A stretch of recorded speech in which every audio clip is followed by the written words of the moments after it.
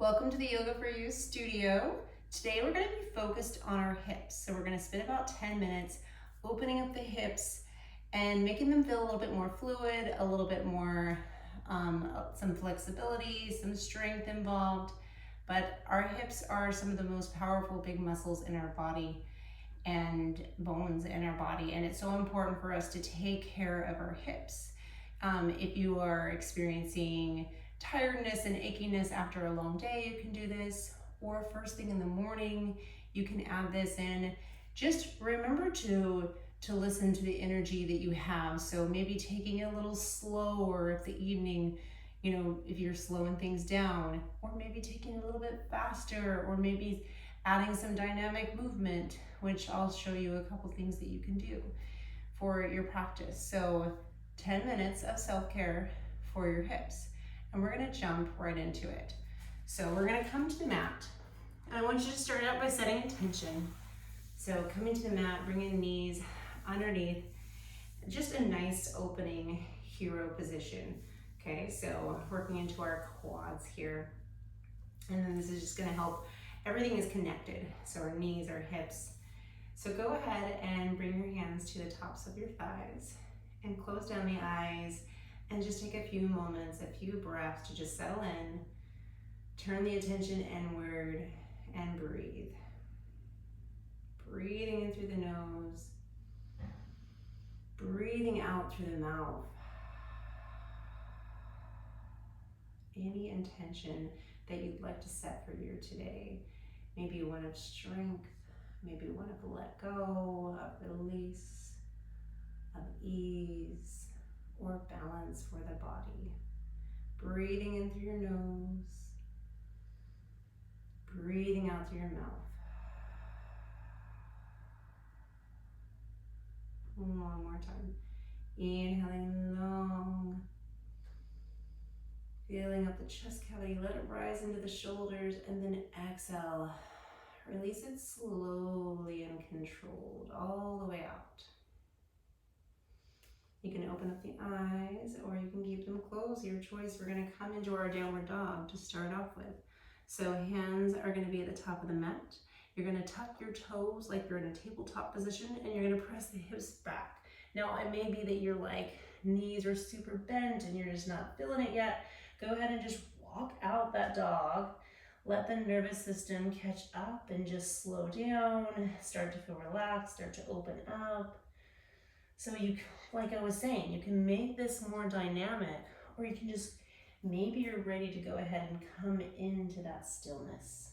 Okay, so in our downward dog, our head is dropped between our shoulders. We're pressing the heels back towards the back of the mat, but we can have a micro bend in that knee. I don't want you to hyperflex so much that you don't engage into the body and the muscles and everything going on there. You're going to lengthen up through your tailbone. Drop your head, turn the eyes of the elbows to face each other.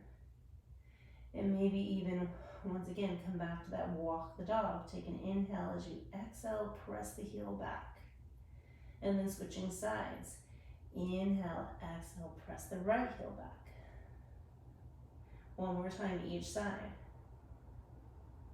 Using the breath.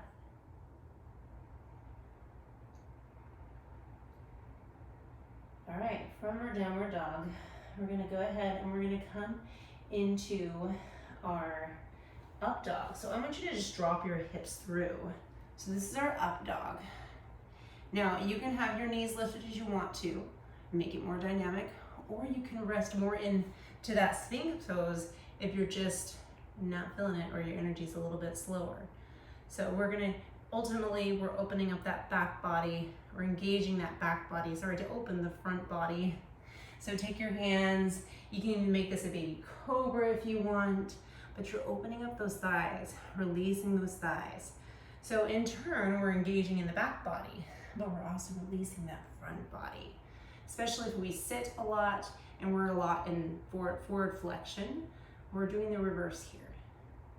So whatever feels good for you. You can take it into that up dog, or you can keep it down low.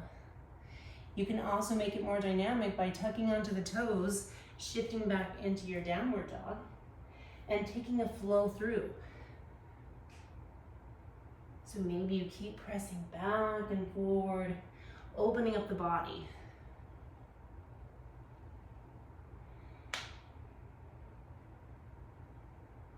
And we're gonna land in our downward dog.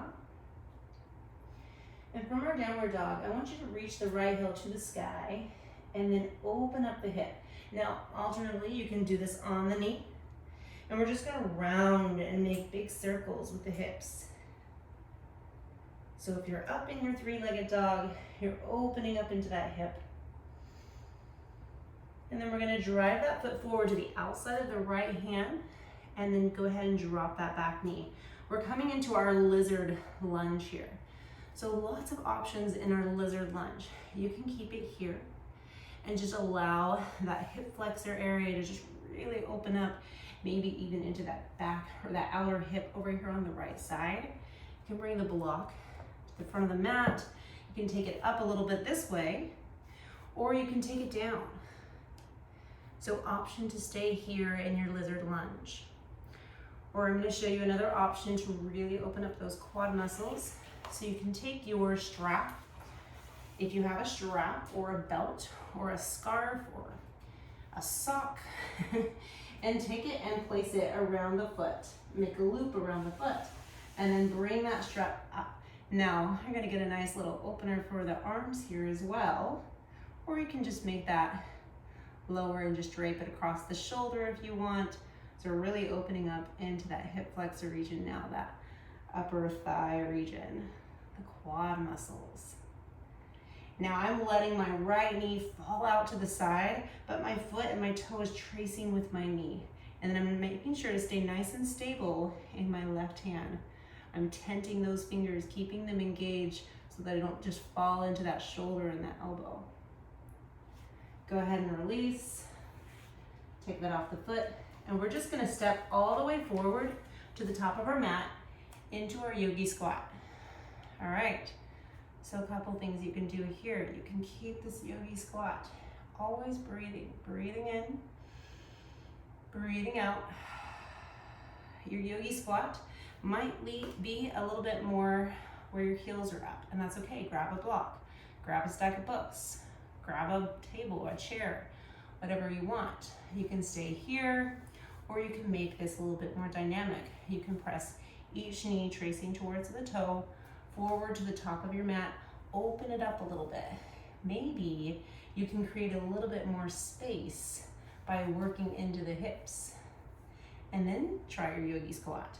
Another option is to take a block and put it under your seat. Find your yogi squat. No one said you had to hold it, hanging. You can always grab a block and take a breath.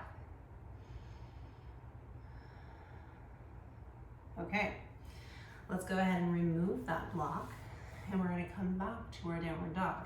So hands are gonna be placed here, rise up. Let's take a quick ragdoll stretch, actually really fast. So just dropping the head down, maybe bending into both knees. This is great for your hamstrings. So the back of the leg, that attachment area from bottom to top. Breathing in, breathing out. Now, let's step it back on your downward dog. All right, so we're gonna repeat that on the left side. So this time, we either drop to the right knee and lift that left leg up, or we can find that three-legged dog, lifting that leg up, staying nice and stable and neutral in the right and left shoulder. Lifting it up, open up that hip, take a breath in, take a breath out, and then open up, make some circles. Making sure to go both directions. Stay nice and grounded and stable in the upper body. And then we're gonna bring and drive that left foot forward. Find your lizard lunge. In our lizard lunge, once again, take it to where you want it. What do you need right now in this moment? Do you need some more dynamic movement? Do you need a little bit more oomph? Maybe you lift that back knee and make it deeper. Or maybe make it deeper this way with the block. dropping down. Once again, my knees falling out to the side, and that's okay. It doesn't have to be perfectly lined up with the top of our mat. We're opening up externally into this hip, letting it fall with the direction of the toe, and then keeping our body upright. Now, you can also take that option. Once again, make that loop, place it around the foot, grab your strap, and find a little bit of a bind with a strap. So alternatively, if you don't want to use the strap and you've got the flexibility, you can just grab that back foot and drive it in. Once again, this is going to feel really good in the shoulders as well. But if you don't want the bind, don't take the bind. And we're always breathing in and breathing out, staying with the breath. The breath is what allows the body to regulate. And making them nice and even. Maybe breathing in for a count of 4 and exhaling for a count of 4. Go ahead and release that. Come back to your yogi squat. Dropping it down, maybe even taking different heights with your block. Sit it down into your yogi squat. Take a deep breath in. Take a deep breath out. And last but not least, we're going to come into our ragdoll stretch one last time. Hit those hamstrings in the back of our leg. Go ahead and drop the head down. Maybe shake it from the left, shake it to the right. And knowing you can grab an elbow, each hand to each elbow, and just let it fall down there. Micro bend in the knees if you need to. Take another breath in. Take another breath out. Okay, place the hands down.